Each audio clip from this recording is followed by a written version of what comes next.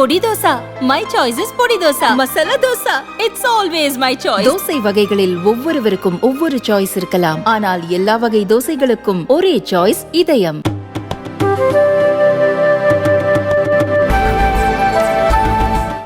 Elon மஸ்கின் Tesla நிறுவனம் இந்தியாவில் தொழிற்சாலை துவங்க திட்டமிட்டு வந்த நிலையில் அந்நிறுவன அதிகாரிகள் இதற்கான முயற்சிகளை தொடராததால் டெஸ்லா இந்திய சந்தையில் நுழைவது கேள்விக்குறியாகியுள்ளது. மின்சார கார் தயாரிப்பில் உலகின் முன்னணி நிறுவனமாக எலான் மஸ்கின் டெஸ்லா விளங்குகிறது. சீனாவில் அந்நிறுவனத்திற்கு கார் தயாரிக்கும் ஆலை உள்ள நிலையில் இந்தியாவிலும் ஆலை துவங்க திட்டமிட்டது. இது தொடர்பாக இந்திய அரசும் டெஸ்லா நிறுவனமும் பேசி வந்தன. இதற்காக எலான் மஸ்க் இந்தியா வர இருந்தார். அவரது வருகையின் போது டெஸ்லா மின் வாகன உற்பத்தி ஆலை மற்றும் விற்பனை பிரிவு உள்ளிட்டவற்றிற்கு பல கோடி ரூபாய் மதிப்பிலான முதலீட்டு திட்டங்களை அறிவிப்பார் என எதிர்பார்க்கப்பட்டது.